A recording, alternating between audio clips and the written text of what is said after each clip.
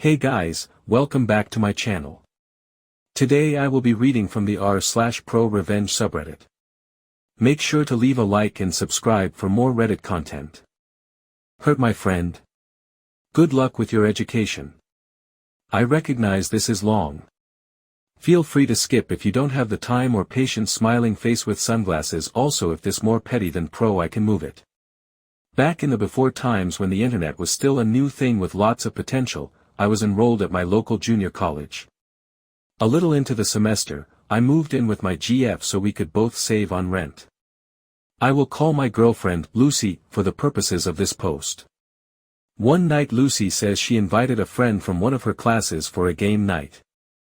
Sounded good to me. We invited a couple of other friends and it was a really fun night. Surprisingly, it turned out her friend, Sarah, was someone I knew from high school.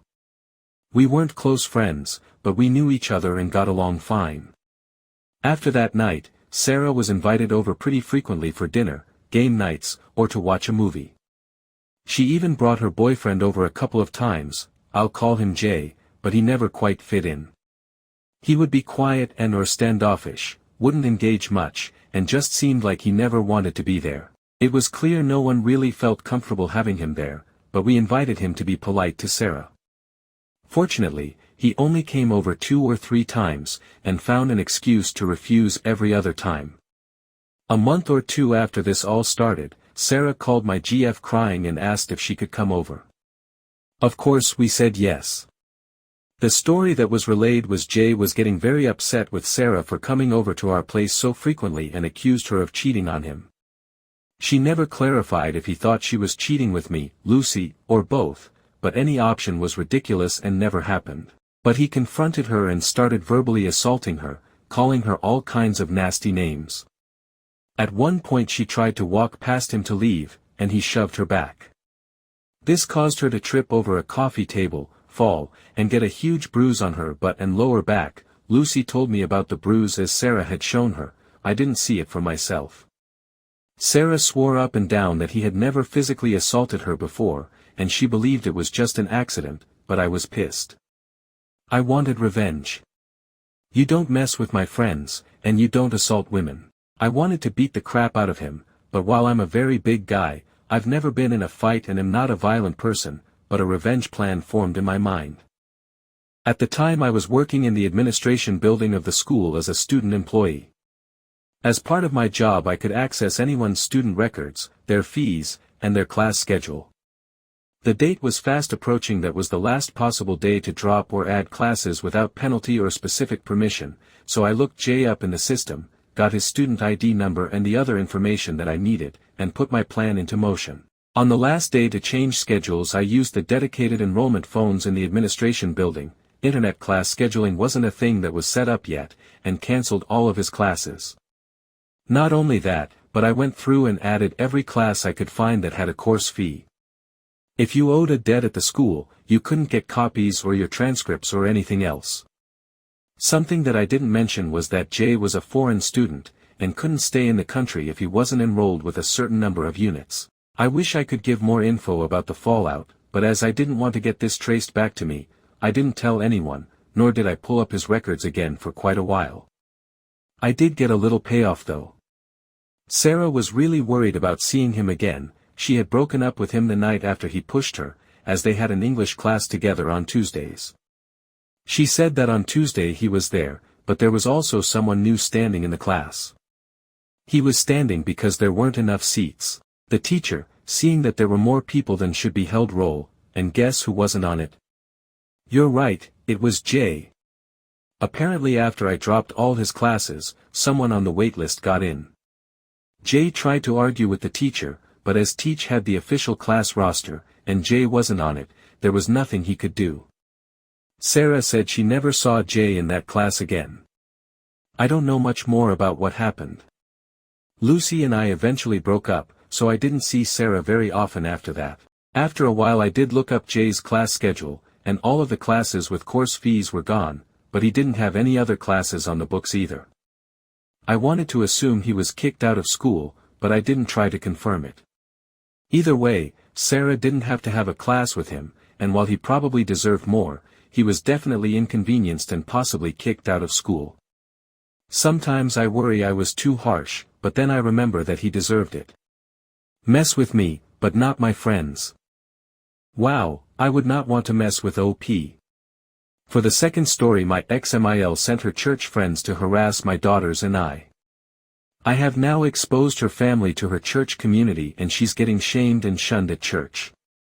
My 46F daughters, 17 and 15, have a strained relationship with my ex-husband's parents, 78M and 80F. My ex passed away in an accident last year and we've had some major family drama since due his cheating and him leaving 2 boys born with his affair partner orphaned. She also died. Part of the drama has been my ex-in-laws trying to get custody of my daughters and them also trying to live with us. First one we're going to court over, second one will never happen. Where we live there's a weekend market with fresh produce, eggs, meats, and other products straight from farmers. This week was extra special since it was my youngest birthday. Since her party is later in the month, I decided to give her a budget and set her loose on the market to get whatever she wanted. Mostly chocolate and sweets. After an hour, I did start getting worried, and just before I called her, she called me. She was crying, saying some weird people have cornered her. I ran to her with my oldest daughter to find 6 older women berating my daughter for being unchristian, for refusing to spend time with her paternal grandparents or for wanting to be a good big sister to her poor orphaned baby brothers. My daughters are the ones that found out about my ex cheating and the babies, so they aren't fond of the kids. It's trauma and they are working with a therapist. I got between the group and my daughter, telling my eldest to go pay the stuff her sister had and to go to the car. Then I turned to the women, some who I knew from when we went to my ex-in-laws' church, and ripped them a new one. They told me I was worst for refusing to obey my ex-in-laws, like a good Christian wife. Barf. Eventually the screaming turned too loud and we were all asked to leave the market. I met with my girls in the car, the women following me like a group of vultures. I managed to get in the car and drove away. After my girls went to bed, I got online to talk to another member of that church that I'm in good terms. I told him about what happened and after he apologized, he told me what was going on. My ex-mother-in-law posted this massive story in the church's Facebook group about how horrible my daughters and I are, how we are leaving them homeless and penniless, they inherited my ex's personal bank account and his life insurance, and how my daughters don't even talk to them. She also accused us of being the reasons she lost her grandsons. The boys are now living with distant relatives of my ex-husband.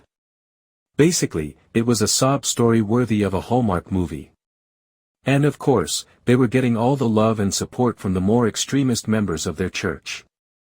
This church and its members are a bit annoying, especially with LGBTQ+ topics, but they have a small saving grace.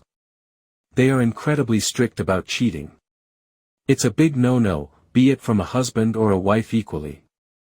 Now, how did she get around blaming me about affair children without exposing the cheating? She claimed the other woman was our surrogate since I was unable to have more children.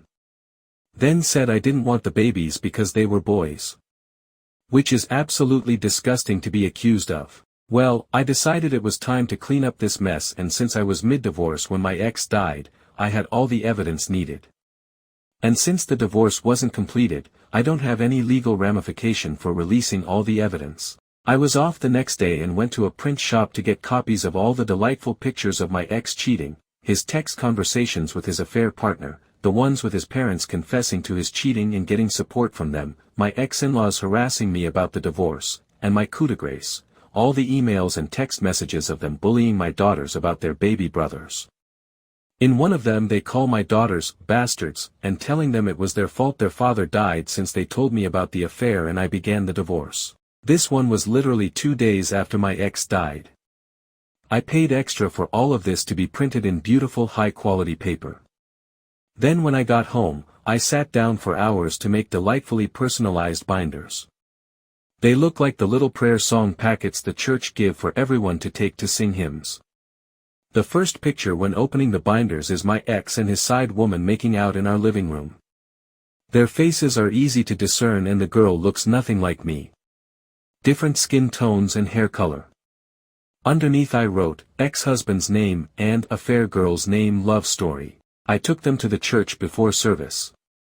There's a desk in the back with the song books for people that need/forget their own, and they never check them. The gossip mill was quick and harsh.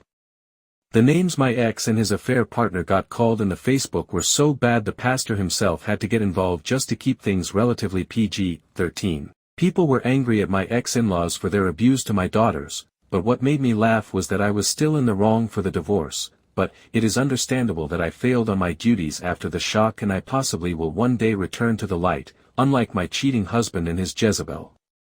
They used another word I can't use here, I imagine. I got 2 apology letters in the mail for my girl and an invitation to join the church for support. As for my ex-in-laws, they got shamed into leaving the church. My ex-mother-in-law made a post on her wall about how alienated she feels and how no one cares for the elderly anymore. How she wished her great son was still alive since he would have taken care of her and her husband.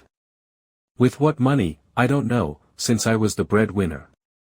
Explanation on the will: my ex-husband had a will that named his parents as beneficiaries. As far as I was aware, he had told me he had named our daughters, not them. I never pushed for me to be the beneficiary, as my own will has my daughters as the beneficiaries, not him. That is all I have for today. I hoped you enjoy the video today. Like and subscribe and see you next time for some more Reddit stories.